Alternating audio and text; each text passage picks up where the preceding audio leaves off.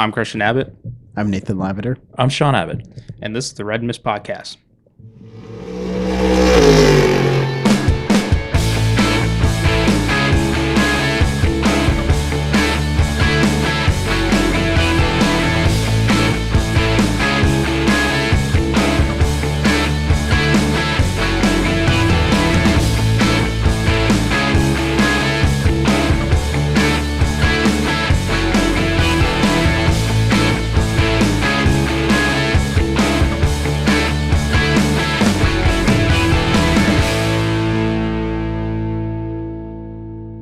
Hello, welcome to the Red Mist Podcast, Season 3, Episode 28.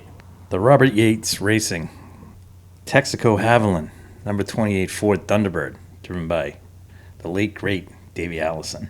All right. Drove it 183 times, won the Daytona 500 in it. Jeez. Unfortunately, Davey passed away 31 years ago, July 13th. It's a tough one. Helicopter crash. But, woulda, coulda, shoulda. It's the one guy Earnhardt did not like racing. He admitted it.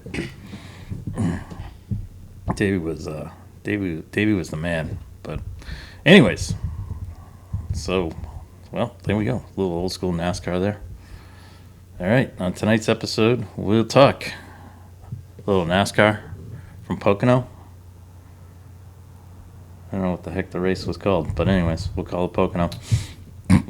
Oh, it's the Ally 400. No. No, it's the highpoint.com 400. Oh. Sorry, my bad. The Great American Getaway 400 presented by visitpa.com. Yeah, anyways, at the Tricky Triangle. Yeah, Pocono. Literally 3 turns in the world's longest straight. Mm-hmm. I got to admit that. It's pretty cool. Then it goes off into a tri-oval. It's kind of crazy. But anyways, we'll talk that. We'll talk NASCAR. We'll talk NASCAR. We'll talk middle of a heat wave here. Bear with me. IndyCar, doubleheader in the land of corn. And heat. Heat. Ran at night and during the day. It was hot. Yeah, I'm not so sure that was... We had to get those concerts in, though.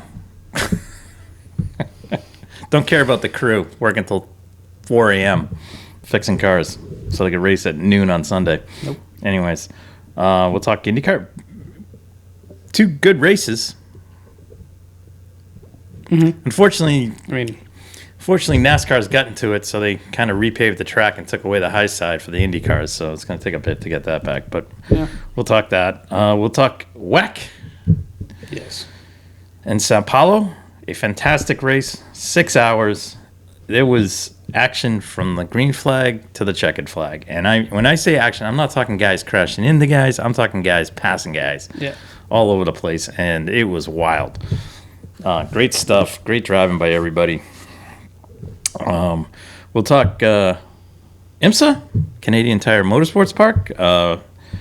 This weekend, we had the LMP2 cars as the feature car with the GTD Pro and GTD AMS. So just no GTP. No GTP.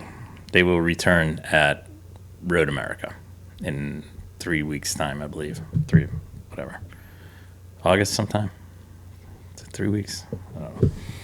Anyways, and then we'll talk some news and notes. We got some news. A little bit. But anyways, so let's start with NASCAR. We'll make it short and sweet because basically it was all Ryan Blaney.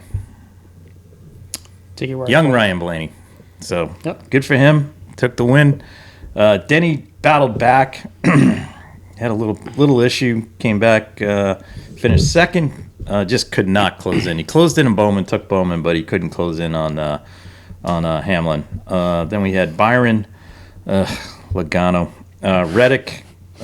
Nate's guy, Bad Brad, bounced back. Good for Bad Brad. Truex finished 8th. Chase Elliott 9th. Darrell Wallace 10th. And Buescher was 11th with Christopher Bell. There we go again. Buescher and Bell. With Larson 13th. The only exciting moment during the race was Corey LaJoie v. Kyle Busch. No penalty has been issued yet. That has angered many, especially the fans of Darrell Wallace, since he got a penalty last week. But Corey hasn't got one yet, so we'll see what happens. Yes. Yeah. So, anyways, there we go.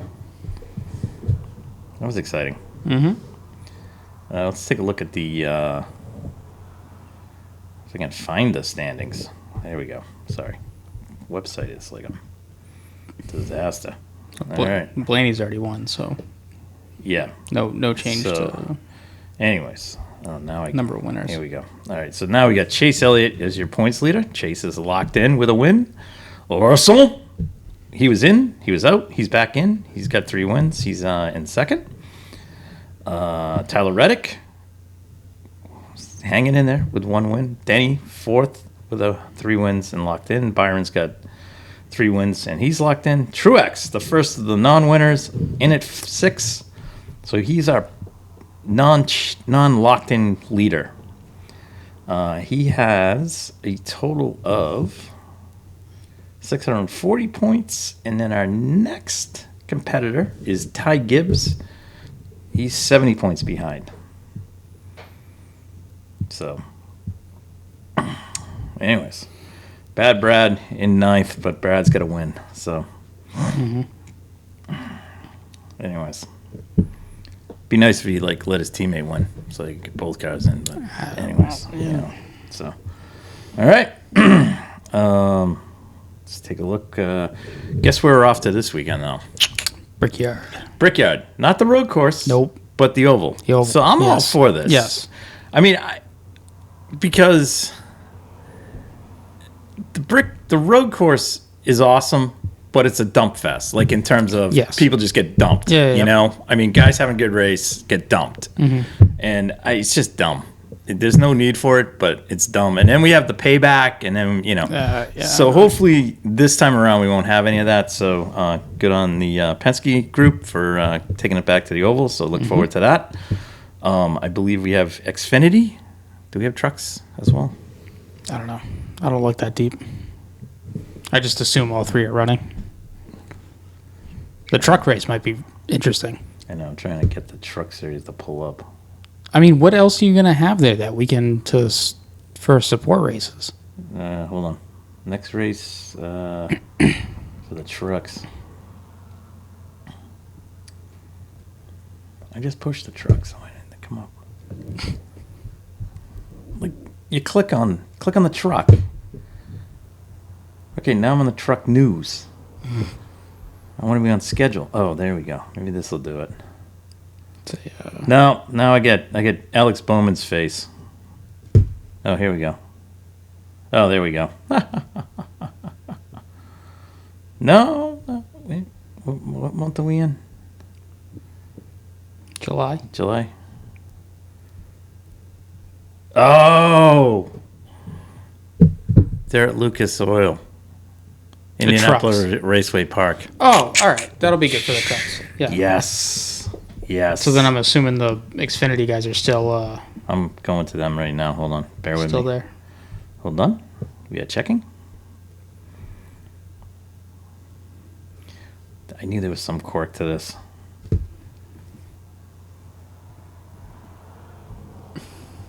Bear with me 1 second. Here it comes. Shane Van Gisbergen? No. Yes. Xfinity is there. They're at, hold on. They're at the big Speedway. So, that'll be fun. All for Wow, it. it is a What? there's not much going on. I don't know. I guess I'm used to the IMSA. No, All day running. because Friday's the Xfinity Cup, Xfinity practice and qualifying. Then on Saturday you got Cup practice, Cup qualifying, and that's it. And then they got the Xfinity race, and then the trucks are over. Yeah, I mean that's why Larson's doing 12 races this week. Yeah, I was gonna say it's an hour of practice each for Xfinity and Cup. So one on Friday, one on Saturday. Those are that's for Friday. On Saturday it's Cup qualifying. Yeah, no, Jesus. It's Xfinity qualifying at noon, and then Brickyard or Cup Series qualifying from 1 to 2:30, so an hour and a half there. All right. But then the Xfinity guys race at 3:30.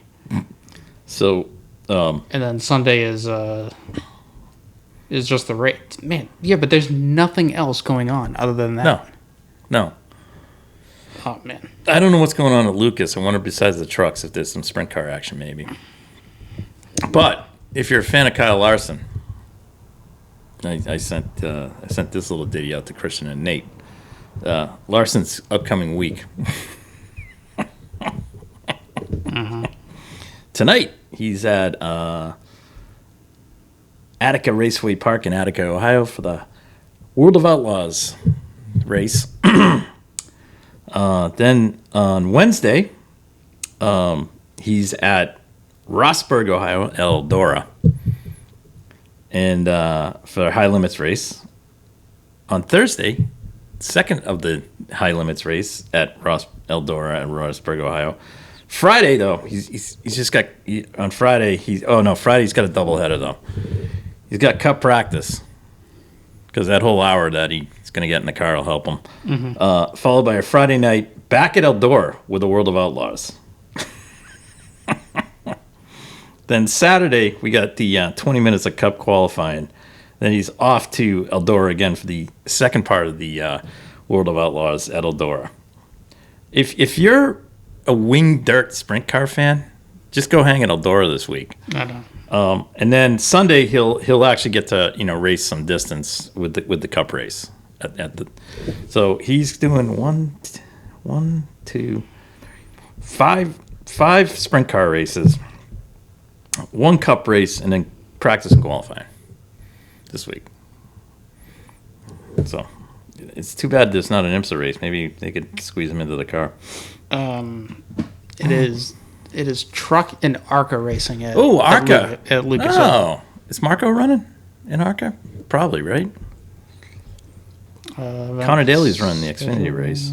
That's exciting. Yeah, nothing else other than. Is SVG running in the trucks? Maybe. That might be a. Yeah, he could do it. No, is he though? Like, don't they have the entry list? I don't see the entry list. Oh, okay. All right.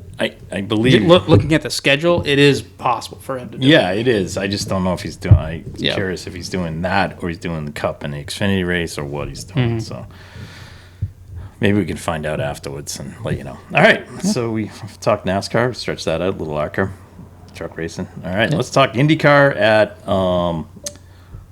Iowa. Was kind of looking forward to this race only because of how great it was last year.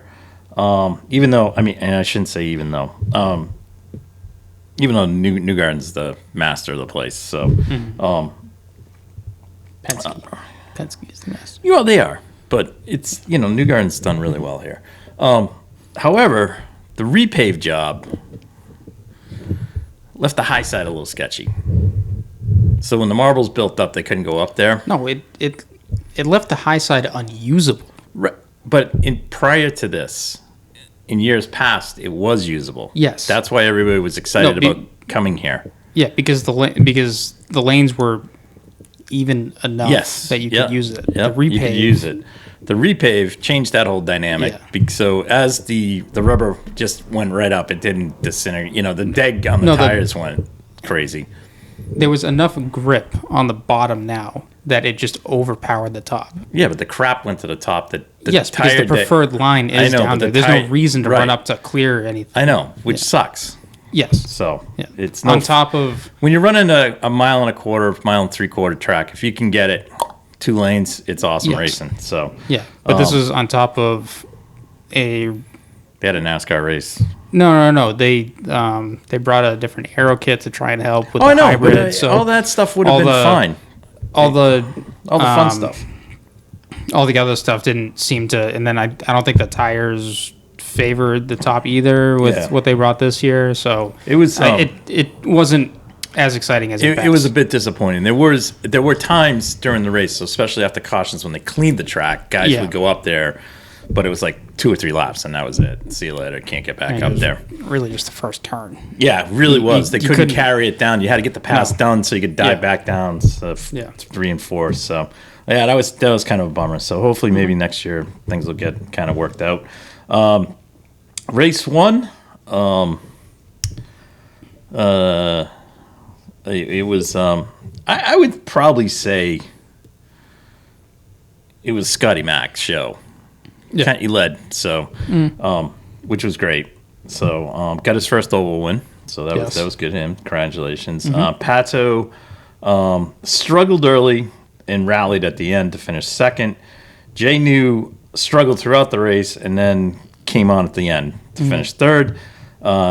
He nipped Dixon. Well, I shouldn't say nipped. He got by Dixon toward with 2 to go. Dixon fourth. Renus VK with a nice run finished fifth. Driver of the race, Santino Ferrucci. That pains me to say that. That's like saying like Logano or Keselowski was driver of the race. Ferrucci, he definitely was. Kyle Kirkwood was 7th. Rossi 8th.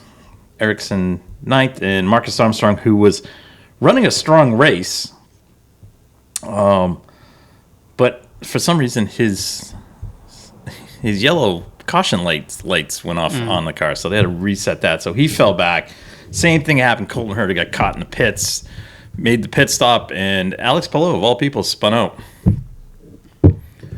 So that kind of, Colton couldn't. He got his lap back, but he got buried. So, anyways. Yeah, so not a bad pick by Nate. Unfortunately, last week. Oh, Santino. Yeah. But still finished third out of the 3 of us. Oh, okay. Well, who finished? Who had the best in race 1? Best in race 1 was me with Pato, and second you had Newgarden in third. Ooh, that was close. Just neither of us picked. Yeah. McLaughlin. Yeah. And then if you want to throw Dark Horse in there, I think I swept that one because Kirkwood finished in the top 10. Grosjean and Malukas were in an incident in the beginning. 19 out of 27 cars, 8 went to the garage for repair, we're out of the race because of contact or mechanical. That required the drive. Not on top of all the other 19 cars, the crews had to stay and refresh the cars because you have to. Yeah. But these guys had to fix the cars. Yes. And then refresh them. So the race ended, started, I think 8 here. So I think it, finished at 9, 10 o'clock maybe. I saw a post from Marshall Pruitt that at 2 a.m. the guys were still in the garages working. I'm like, whoa, wouldn't be surprised. Jesus. I'm like, because the whole thing was if they moved the race to 4 o'clock or 8 o'clock Sunday night, if this was a Friday, Saturday thing and they ran them both at night, it'd be better. Yeah. But they're running Sunday at noon, our East Coast times, which is what, 11 out there? Yeah, just an hour back. Yeah, so that puts a lot of grunts on the crews, and they're in a string right now because they're trying to get all these races in because, first off, IndyCar has to end its season before football starts. Yeah. But secondly, we have to end it. We have to stop and take a break because of the Olympics. Yeah. So, all right. So that led us into the second day to this, and this was the High V home front 250. Now we have the High V one step 250. Yeah. Now this was a good race. Yeah. This had a lot of passing, not a lot of crashing. The only unfortunate thing in this race was Jack Harvey. Actually, in race 1, Jack Harvey he's hurt. He's got some kind of injury. They tried to get him not to run. He was going to step out of the car and Connor Daly was going to step in. IndyCar, in its infinite wisdom, wouldn't grant Connor a hardship. Okay? I mean, guys. Yeah. 10 minutes? What are you doing? All right? He basically he had to turn laps before he could get in the car. So essentially, Harvey steps in, runs, I don't know, he went a couple laps and then he parked it. I mean, he was hurting. And then Connor stepped in for Sunday. But he did the warm-up and then he was fine. Yeah. The race was a different start because we didn't have the chaos that we had in the first. There just wasn't as much contact and stuff, which was great. Unfortunately, Connor was the first car out. They had some mechanical issue, unfortunately, followed by Felix was out. It's kind of crazy. And Felix started 5th. That's too bad. That's a shame. It's too bad. I mean, Connor went 140, and then Felix went 184, and then Canapino was out with a mechanical issue and went 221. And Canapino had a good race going. Yeah. So, and by good race, he was running in somewhere in the 8th to 15th place range. So he had a good run going. Qualified 10th. Yeah. Yeah. Now, this was Redemption Sunday. Pelot definitely was playing the points game here, so because he got no points the day before. Well, he got minimal points the day before, so he was playing the points game. So comes the light. Who comes to light but Will Power? I mean, I thought it was gonna be Dixon, but if I had to pick a second person, it'd be Power. Newgarden really wasn't anywhere in this race. Finished 7th, but not a factor. Colton was there, just doing his thing. Finished 5th. Pato, it was a race for him. McLaughlin finished 3rd. Just kind of Graham bounced back from a bad day on Saturday to finish 8th, and then VK again with another top 10 finish, and then Grosjean rebounded with a 10th, and he beat his arch enemy Santino, who finished 11th. So no fireworks there. That's unfortunate. Although we had fireworks on the last lap as young Stingray Rob and. I'm not 100% certain. I'm not putting it on him, but I have no idea what his spotter was doing, because Rossi's spotter had put his hand up and said that they were having a problem and they were running the high line. Everyone go below him. That was like everyone communicated that. Carpenter knew that. Who else was involved in this? Kirkwood knew it. Stingray, no, just comes right up on him and then decides to launch himself. 109G crash. When he went up and over. Again, aero screen did its thing. Car kind of bounced around like a top. It bounces like a top. You ever notice that? And I'm not trying to minimize what it does, but depending on how it hits and what doesn't break. But, and then he kind of skidded on down. Yeah. The scary part came afterwards was because Carpenter saw it and he kind of turned to get out of the way because he didn't know where it was going. And then Kirkwood did the same thing, and the two of them, like Rossi somehow just kind of skidded down.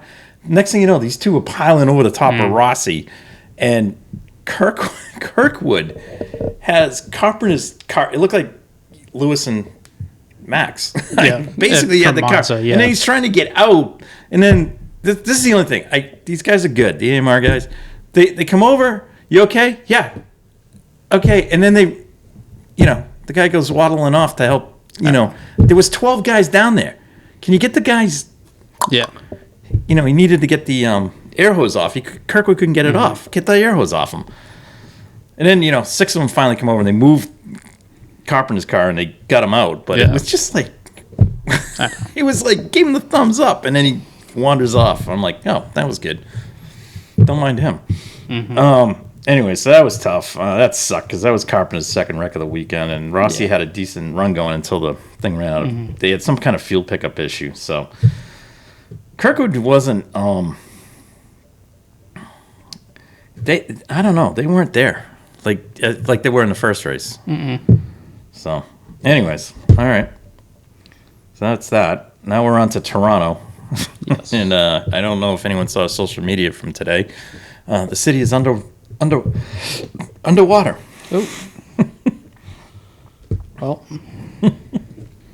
hopefully they brought the extreme wets. Oh, the extreme wets, yeah. Anyway, so these guys have to. I assume everything was going back to Indy and then on to Toronto. So,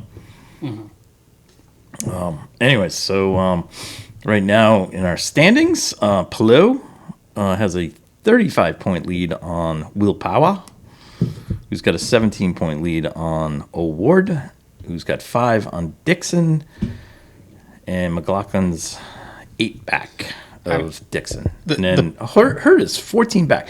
From first to 8, there's... Well, if you go from first to second, if you take that points gap there, that covers second to almost 10th. Yeah.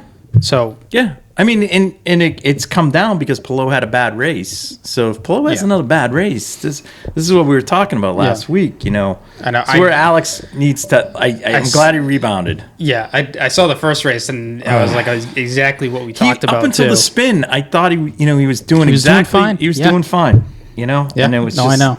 I know he's putting a lot of pressure on himself because he wants to win. But the thing is, he's got to do what Dixon does. You got to finish up there and get. In IndyCar, it's consistently high finishes. What is that? That's the new Subaru. Oh, that is. Is that for the street? Oh, here we go. You got Goodwood highlights on. Goodwood Festival of Speed. This is the run up the hill. This is the time trial up the hill, and we have the Ford. I don't even know what to call it. The super van. This isn't the one Pastrana... Was Pastrana driving that? That Subaru? Yeah. I believe that's what you were alluding to. Or was it Leah Block?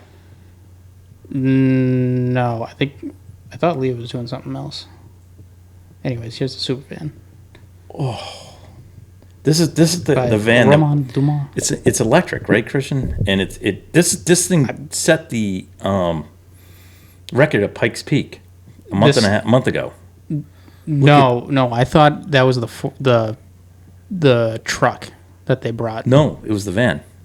I thought it was the van. No, I thought it was the truck. The van set Jesus. The van set the record at Bathurst earlier this year, only to be dethroned by that that ultimate Mercedes GT3 car. Oh yeah. Is that Travis right there? Yeah. Oh, so he was in the black. The Subaru, Subaru. Oh. Like he's in a Subaru rally car and he just got annihilated by, some... Oh, no, no, that's Scott Speed. Oh, that's Scott Speed. Oh, wait a minute. So has Travis gone yet? The what do you call it? The fan car from last year. The Macmillan? What do they call it? The McMurdy. The McMurdy. Yeah. It was there. Yeah. And they upgraded it, but they didn't want to run it. I was like, you guys. I know. It's like, damn you. Oh, he's doing donuts with this thing? No. Oh, no. Speaking of donut, the complete tangent, but I don't know if this was Scott Speed is wow. I don't know if the video I saw was from this year or last year, but there was a Supercars video of their post race press conference, and one of the guys was like, "Oh, they got yelled at about doing burnouts." No, he was like, "I didn't do burnouts because I had to keep the car intact or whatever." Yeah. And then everyone else was like, "Dude, I would have done burnouts, whatever. Like I would have burned it down." This van is like nuts.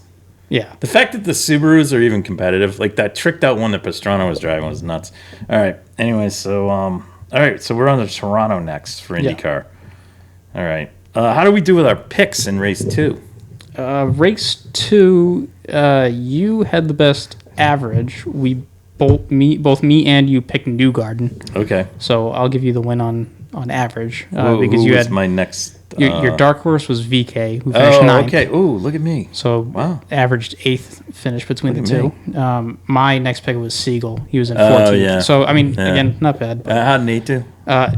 He did better than me, so I can't say too much. Wow. At least on the average, because he had Grosjean in 10th and then Santino in 11th. So two very consistent picks. Wow. It's just amazing that he can pick those guys. It's crazy.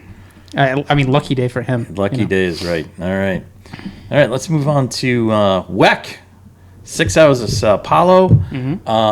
I did not know how this race was going to go. The reason being is it was like 13 years since they were last here. The last time they were here, was the Porsche hybrid there? Yes. It was. Yeah. It was. Okay. It was like the last season of, I think, the Audis or something. Yeah, I think they were. Yeah. But anyways, so wasn't really sure how that was going to go. I just couldn't remember too much from the race. But from the get-go, it was awesome. Mm-hmm. And I attributed the fact that a lot of guys have driven there in various forms of racing, whether it was Formula One, lower formulas, or if they had previously been there in sports cars. So, but it was a great track for this race. A lot of overtaking in turn 1, 2. Is that 1, 2, 3 down there? Kind of. Yeah. It's 1, 2, 3, and then down into 4. It was great stuff. And then when they got up into the lakes there, they call it the lake turns. It was some good overtaking there, and then some great stuff coming up the hill. The run up the hill to the finish. I mean, at points there were there was a lot of 3 wide stuff. So it was great stuff. The race was pretty much back and forth between Toyota and Porsche. Ferrari was in the mix. But their performance kind of petered out towards the end of their runs, so they kind of fell back a little bit. Yeah. The Hertz guys were in it. Unfortunately, just bad luck. Mm-hmm. Got in their way. And at the end of the day, Sebastian Buemi, Brendan Hartley, and Ryo Hirakawa took the win. For Buemi, he becomes the winningest driver in WEC. Jeez. Pretty cool. Last time I think Hartley came up. I think he's now got 20 wins, something like that. I don't know, something crazy. But last time that WC was at Interlagos was 2014, so 10 years ago. Yeah, and Porsche won. Okay. The Porsches were quick, no doubt, and the Toyotas were quick. Ferraris were just a tick off. The Peugeots and the BMWs were in early. Mick Schumacher had a great race. Mm-hmm. He kept the car up there in his stint, and I think it was because he's raced at the track before, so I think that helped him. Surprise car of the weekend was the Lamborghini. It ran well. It was up in the top 5 at one point, fell back to about 8th, and then unfortunately had a mechanical issue. So, again, finished the race 2 laps down, but hey, what are you going to do? Unfortunately, the Izzato Francini didn't finish when 149 had an engine issue. So, anyways, that kind of rounded up that. On the GTE side of the fence, the Iron Danes took pole. Yeah. So congrats to them in the Lamborghini, and then unfortunately ran into a cooling issue that had to retire them from the race. The Manthey Porsche, though, of Malikan Strum, and Klaus Bachler took the win, so that was good. They've had some bad luck lately, and then those two have. The other Manthey hasn't. These guys have had bad luck. No, they're not. Leeds, Schuring, and Shaheen. That's the car that's been. Yeah, that's the car that's been winning. This is the one that's been. They've had moments and they've just had bad luck and they've dropped out of races lately. Okay. Anyways, I don't really know how we can say that when both of them are first. Manthey's been dominating. No, yeah, I was gonna say out of five races so far, they've won 4 of them between the two cars. It's just what I'm saying. Like that's the thing. They had bad luck at Le Mans. Let's put it that way. The 92 did. Well, I can't even say that because the 92 finished 10th. The 92 was the car that won this weekend. Yes. Their season's been up and down. 1st, 3rd, 2nd, 10th, 1st. Oh, all right. We can't really say this team has had bad luck because they're 1st and 2nd in the points. It's factory Porsche team. I know. Don't. Let's be real. Even though Manthey's running, it's almost a crime that they haven't won every race. Yeah, I know. Harder racing guys, though. Once again, yes, good job. Mm-hmm. And then ding dong battle of the race. The 2 United Autosports McLarens.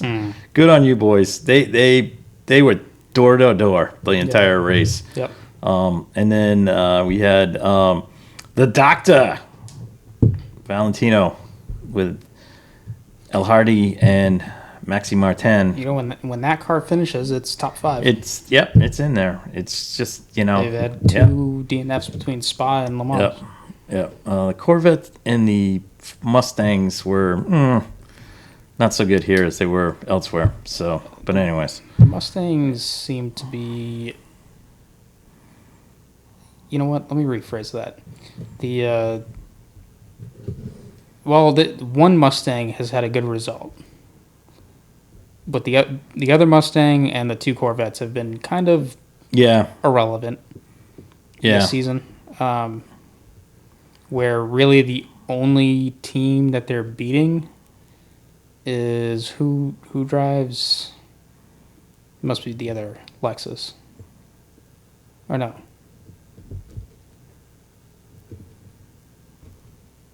Which one's the ASP team? That's the Lexus. It is. Okay. They had a rough weekend. They lost 1 car in practice. And that car was out the entire weekend. Okay. And then the other car had an issue later in the race. Okay. So. Yeah, I mean the Lexus. That one Lexus is the only other car that both Corvettes and one of the Mustangs is doing better than. All right. So.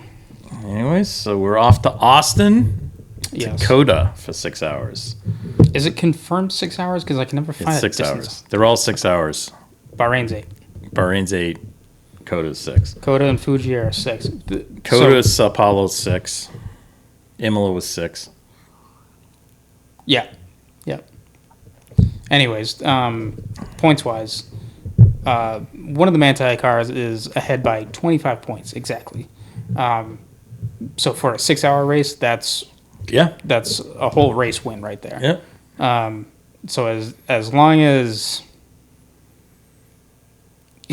as long as they just put in some good performances and be consistent throughout the weekend, it's kind of their title to lose at this point. I would agree. So good on them for finishing as high as they have, and that second car, great rebound too, because outside of the 2 wins, their other 3 finishes are outside of the top 10. Right. So that's really telling to be where they are. So in the Hypercar Championship standings, the Porsche Penske of Kevin Estre, Andre Lauder, and Lawrence Vanthor is leading the way at 117. And in second is the Ferrari of Fuoco, Molina, and Nielsen, followed up by the Toyota of Kobayashi and Nick DeFries. There we go. And I'm assuming Mike Conway. Yes. Yeah. Well, Conway was out there. Yeah, he was out for Le Mans, so he's not up there, but he's in that car. Anyways. But the Ferrari is at 98 and Toyota's at 95. So got a dogfight. 29 and 32 points back. Mm-hmm. Yeah. So, which again, that's all that Porsche team needs to do is just have some good finishes, and it's unfortunate actually that the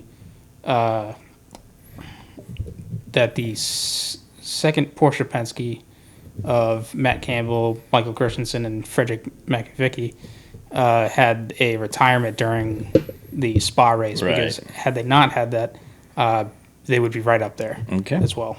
But they're just lagging a little bit further back at 71 points. All right. So like we said, they're off Dakota. Yeah. End of September. And end of August, sorry. One last note. Toyota winning at Interlagos has now had the 5th different winner for car. Oof. Out of 5 races. There we go. Yes, there has been repeat manufacturer wins, but you can complain not the same car you can complain about BOP, but you have a different winner every race. So. Yeah.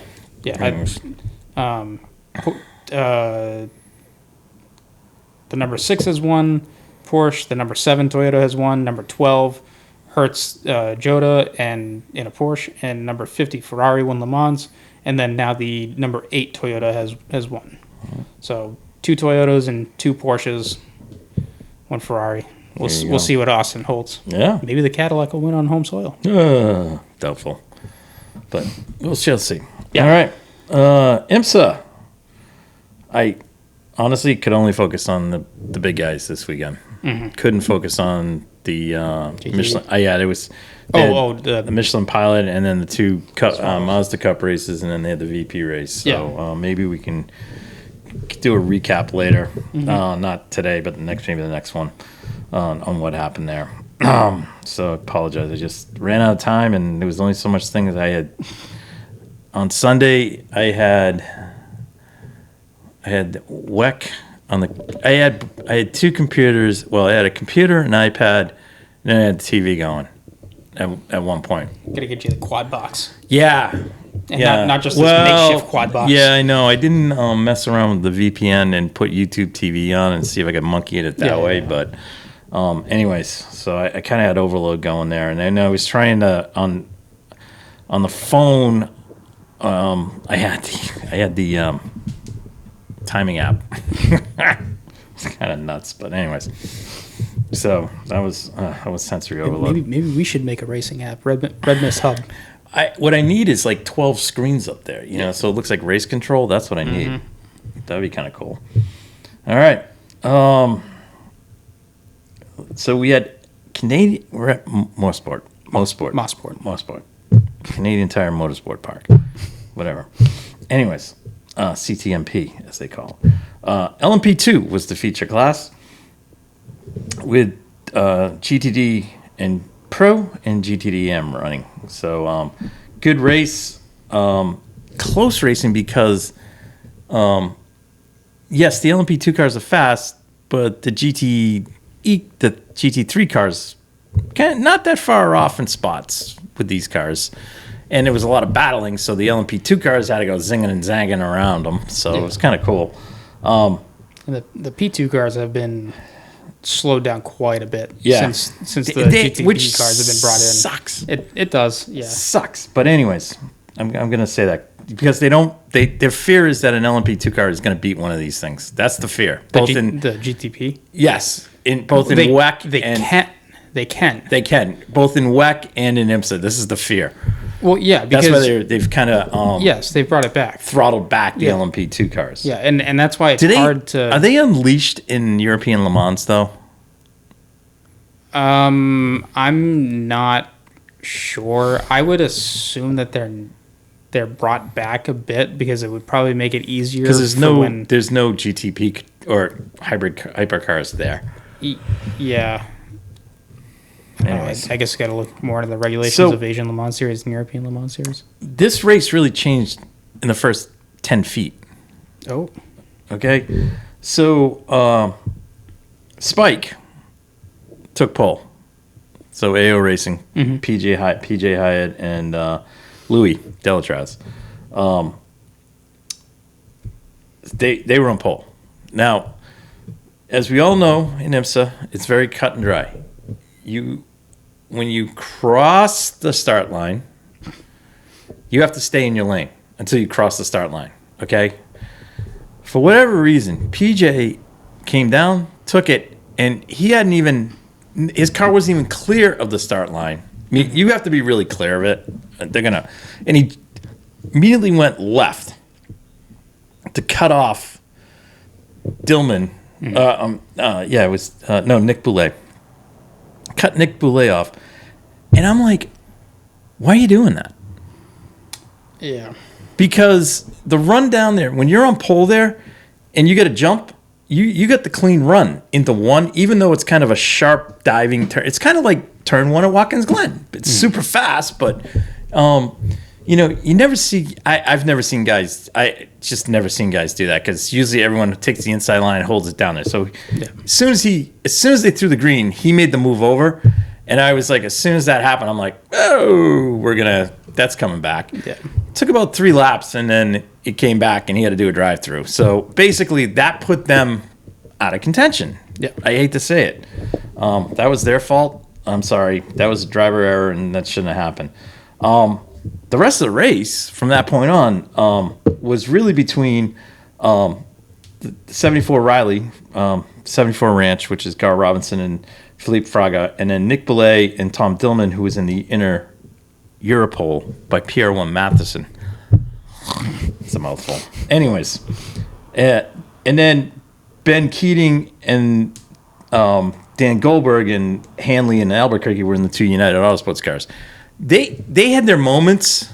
It just they just pit strategy just kind of caught them out a little bit. The CrowdStrike guys, so Kurtz and Braun, had a couple got caught out on track, stuff like that. And Colin had a issue with 2 laps to go, so he had to throttle back, and he lost the place. He was holding on to 6th, and then he ended up losing, and he finished 7th. Yeah. Anyways, and then but up front, it was like those guys were just going at it the whole time. And it was flipping and flopping on the pits and stuff, and they went. The Riley guys went and took the gamble, went with a longer fuel stop, and it bit them a bit, and it put them back enough where they couldn't catch up, and that was it. So good on Tom Dillman, Nick Boulay for the win. Robinson and Fraga finished second, so that was good. In GTD Pro, it was Team USA, red, white, and blue. It was Corvette racing all weekend long. So it's just 1-2. See you later. Yeah. There was nothing anyone else was going to do there. Garcia and Sims with the win, with Milner and Katzberg second. Rexy bounced back, even though he bounced off a car. Well, I shouldn't say he bounced off a car. He kind of crowded a car. And that LMP2 car went off, and that was a whole nother thing. So Heinrich and Sebastian Priel finished third. So even though the same lap, but they weren't in the ballpark with these guys. The vets were quick. It looked like old school vet time. So, and this is the first vet win in the GT3 format in either IMSA or WEC. Now they've won in SRO. I believe Milner won that race in the SRO series with DXDT Racing. So anyway, so good for them. The Mustangs, great job. So Ticknell and Rockenfeller finished fourth, and then Harder Racing was fifth, and then the Pfaff guys back in plaid, not black, but back in plaid, were sixth, and then the other Mustang was seventh. In GTD Pro, Harder Racing took the win with Roman DeAngelis and Spencer Pompelli. They basically, I hate to say it, they were the class of the field that race. So the Windward guys finished second, and then Inception Racing and then McLaren was third.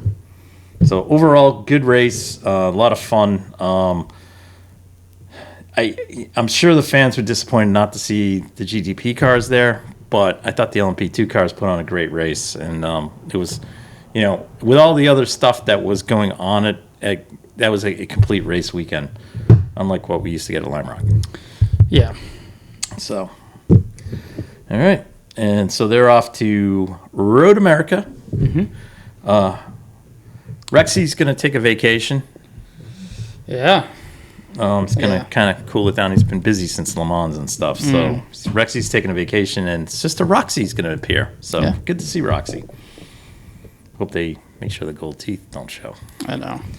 Anyways, so Roxy will be appearing. So that'll be fun. That'll be the first weekend in August. First weekend in August. So 3 weeks. And then they're on hiatus. Until the end of the month. Yeah. So Olympics again. Yeah. All right. All right. Well... Oh, are the Olympics in the middle of August? They are coming up the end of. I thought it was the end of July. End of July into a good chunk of August. Oh well, that's why everyone's taking a break. Well, the IMSA race is first weekend of August, so at least there's something. There's something in the middle. Along with Formula One, going to be. Is that? No, F1's done after. They're on their break. They're not on the Olympic break. They're just on their hiatus. Break, holiday. The holiday, right? Yeah. Don't come to the office. Yeah. Don't do work on the car, even though you got to do work on the car. Don't do work on the car. No emails, no nothing. All right. So that covers that. News and notes for this weekend at Toronto. Exciting news here. Hunter McElroy will be stepping into the number 18 Dale Coyne car. That's Jack Harvey's car. We think Toby Sowery's stepping into the number 50 car. Haven't seen 51. that. 51, whatever that is. Anyways, the 51. I think he's stepping into that. Haven't seen that announced yet. Stingray Rob will be racing. He's been cleared. So that's good news. After admitting that he thinks he blacked out. Oh. Well. I think. Oh. If I read that well, right. that was a 109G crash. I mean, like, don't get me wrong. I'm not. I would have blacked out. Yeah, I'm not calling him weak for that. Like that. No. I wouldn't. I'm just not. Well. I'm just surprised that they were saying that. Oh, great. Oh, God, I hate those articles. NASCAR back at IMS Oval, but will it be worth the wait? Jesus. I don't know. Let's just see how the race goes. Yeah. All right? It's going to be sunny. I'm just excited that I just don't want to see guys getting punted for no reason, which they were. It was like a demo derby out there. Yeah. So that covered that. No penalty for Corey LaJoie. Ooh, it's going to get a certain fan base up in arms. Found a interesting article from Marshall Pruitt on Racer. And he was talking with Piers Phillip, who is heading up the Prima effort. Oh, the Shadow. Mm-hmm. That is some of the most wildest Can-Am stuff ever. That's not even the wild one. They got another one, too. Mm-hmm. That is crazy, though. That thing. It's awesome. Oh, there we go. Yes. That's the first of the Audi open tops. Marshall spent some time talking with them. Mm-hmm. So here's the deal with them real quick. Don't have any drivers yet.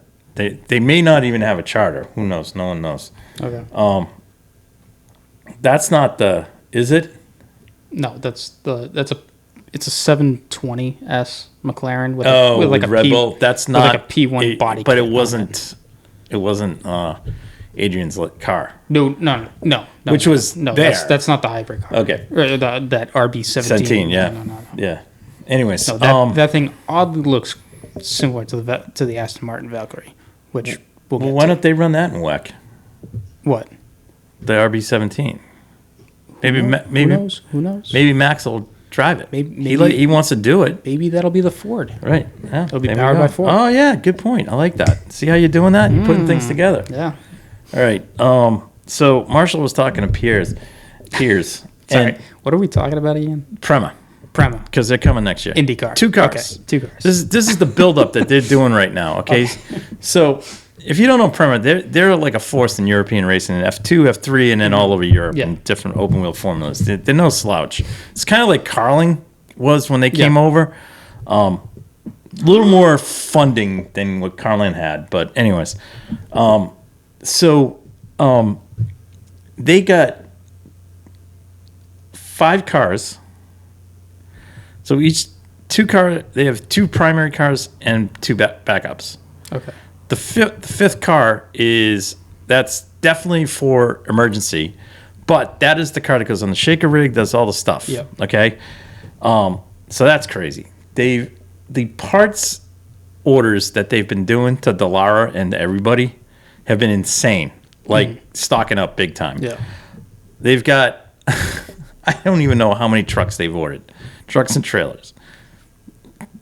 I mean, this is a team that they don't even have 2 drivers yet. No, they're going to be and they got a shop. Look, in Indiana. Whoever they're bringing, they definitely know that they're going to tell them to let loose and go for it to try and find this thing. So right now, all right, so they went through all that. I mean, this thing is like they're serious about this. Yeah. So then they went down the road of what 2 drivers, so Piers wouldn't commit to anything. But the scuttlebutt in the paddock is that Rossi is definitely in line for this. Mm. All right. The other one is Sargent. Yeah. So we've seen different stories with Sargent where he's saying he wants to be a pay driver, he doesn't want to bring money, blah, blah, blah. So, I don't know what's going on there. I mean, I have to think if they're going to take on Rossi, they're going to have some kind of not Rossi's bringing the sponsorship, but Rossi's the guy to have. Yeah. Because Yeah. It's fine unless he goes to Carpenter. Mm-hmm. Oh. No. I think this ends in tears. Oh, did he stuff it? Yeah. Well, he went into the hay bales. I know. Yeah, it was just, I know it was the hay bales. But it's not, now he's trying to go now again. he backs out. Now he backs out and wants to go. Good. Oh, Keep going. I'm going to.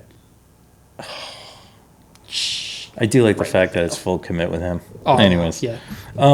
So it's just crazy that they're doing this. I mean, it's just amazing. I'm really sorry. Oh no, it's fine. It's just I think it's awesome. I think it's awesome. Rossi's the driver to have. Yeah, so Sargent's probably going to bring some money. You would think. They're going to say no, but he is. I mean, the family's got money. Yeah. I mean, he's got talent. Yes, like he's got talent. I don't think it's F1 talent, but it's talent.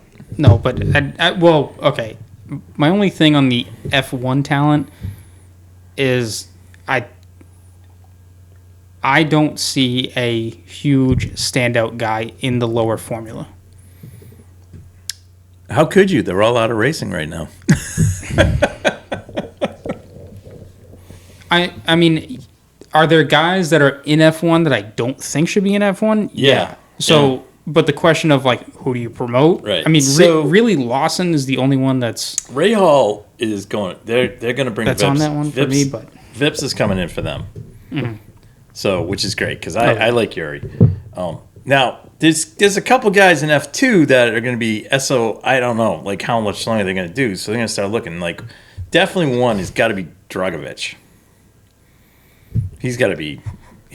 There's no way he's getting an F1 ride because there's just not enough. Well, there's no F1 teams. Dragovich is either waiting for Alonso to retire or for Stroll to finally go, and he's not. Neither one. So he's got like how much do you want to sit out for? I know. It's like the same thing with Lawson. Like how much are you going to sit out for? The other thing, the other hot rumor is like no one's locked up Callum Ilott yet. No. Okay, so that's still open. Mm-hmm. Malukas he's only through the end of the season. Right. Okay. Now they're not that he's paying for this ride, but his family has money. Okay. Because they run an IndyCar NXT team. I mean, so I mean, I hate to say it, he could get bounced and Rossi could go there. Mm-hmm. That's a possibility. If I was Malukas, then I would go to Prema.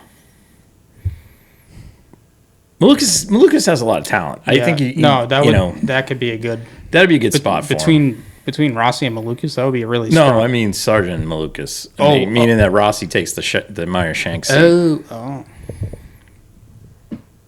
See, I can see that. Not a bad pairing over there. Yeah. Now, there's also there's this other thing. There's something at Ganassi again. I don't know what Chip does over there. It's like he doesn't fire guys. He'll add a car out of like thin air. He'll add a car and add a driver. He won't just willy nilly sign guys. Like Zach. His words.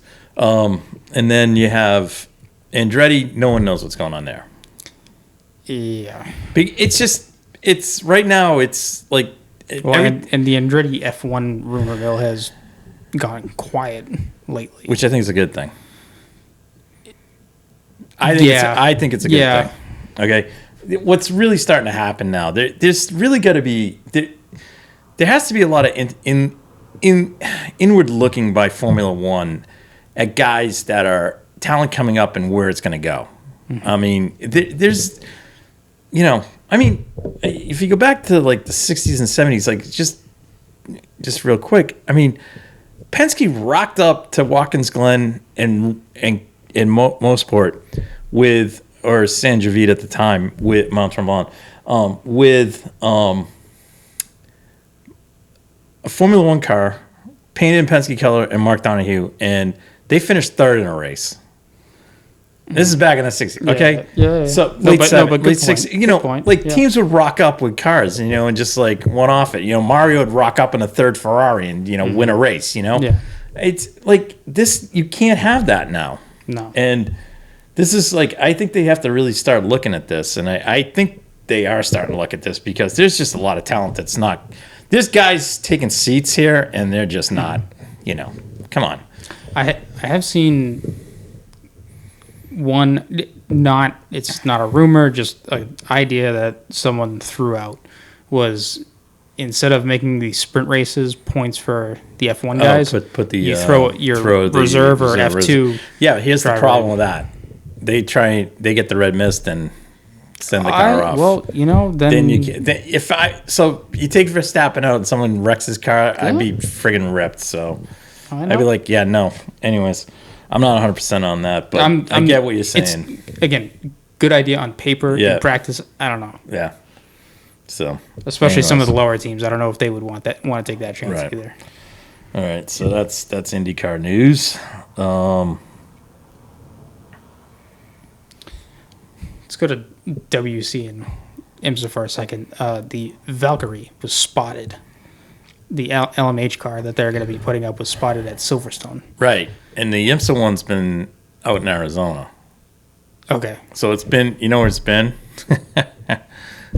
Out at the place in Vegas. That private club out there. Yeah. It's been spotted there. Okay. That's cool. Yeah, it's been spotted there. It's been at Laguna. Yeah. I cannot wait for this. Yeah, I'm looking forward to this. I would like to see the Red Bull just suck it up and go for it. Well, unless. Wait, I'm sorry. What do you mean by that? The RB17. Yes. Oh, whatever the heck it is. No, what is it? I would like to see that RB17 branded as Ford. Yeah. Hypercar. Why not? Because you're already in it at that point. I mean, go do it. Go do it. Who cares? Max is going to be driving one anyways on the streets of Monaco, so.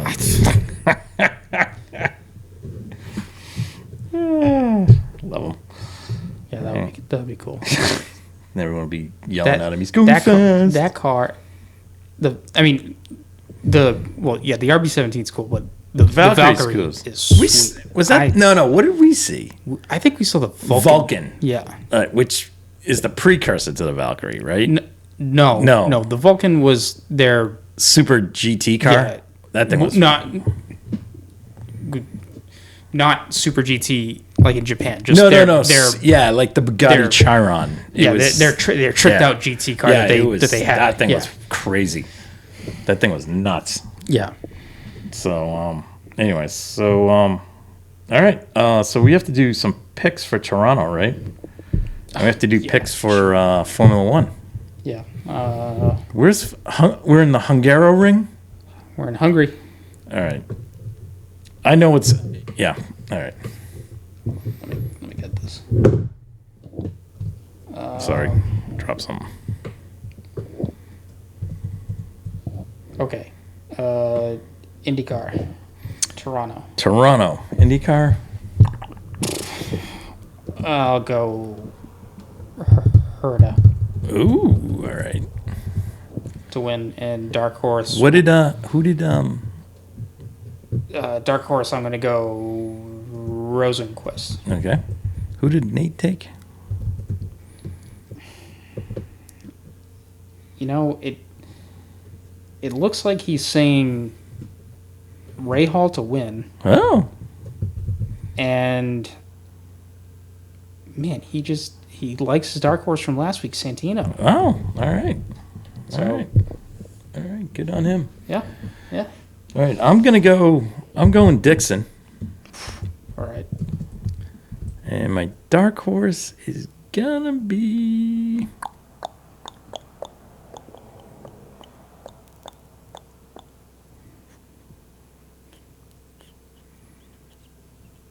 Marcus Armstrong. All right. Ganassi.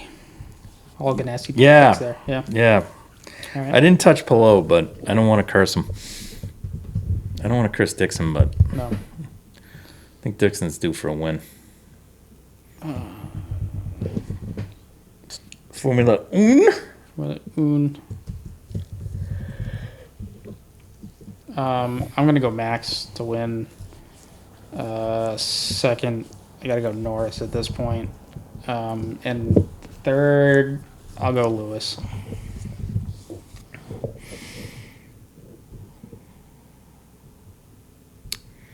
And dark horse.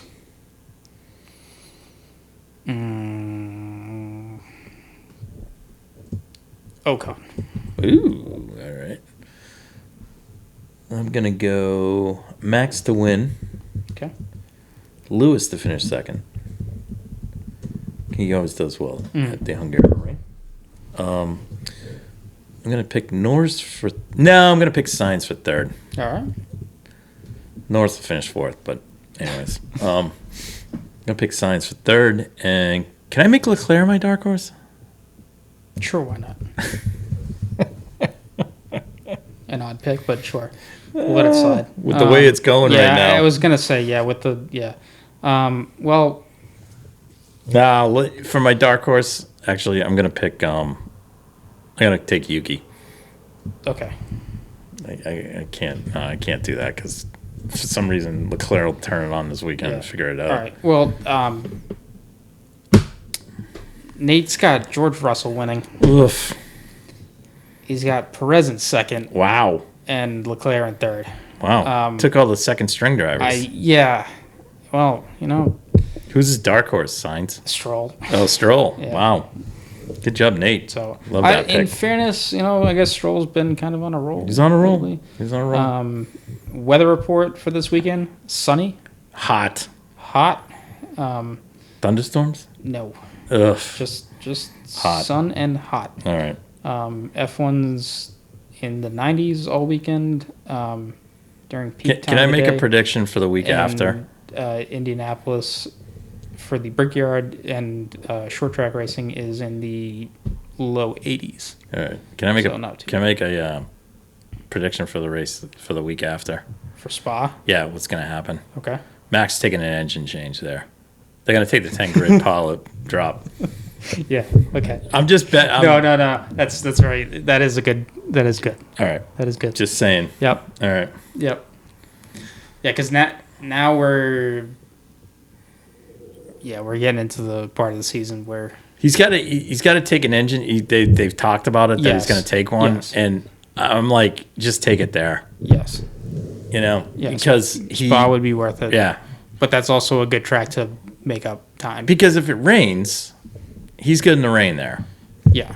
Well, hopefully it doesn't rain too much. Too much. Oh, yeah, and then we get the parade session. Well, hopefully they'll wise up to that. Although, Spa is a sprint race next year. Oh, yeah. I saw that. 2 in America. We have Austin and Miami. The only thing that doesn't change... Or, I'm sorry. Spa is the only one that's new to next year. Yeah. Because I think we lose Austria. There's no sprint race at Imola, right? No, it's next year. It's China, Miami, Spa, Austin, Interlagos, and Qatar. Ah, okay. So 5 of the 6 races are exactly the same as this year, which I don't know. It seems weird to me because you just load up with like 3 races right at the end of the season. Right. So, all right. Well, anyways, and on that note, good night. Thank you guys for listening to the Red Mist Podcast, hosted by Christian Abbott, Sean Abbott, and Nathan Lavin. It's produced by Christian Abbott, and music is by Alex Wart and Harrison Tate.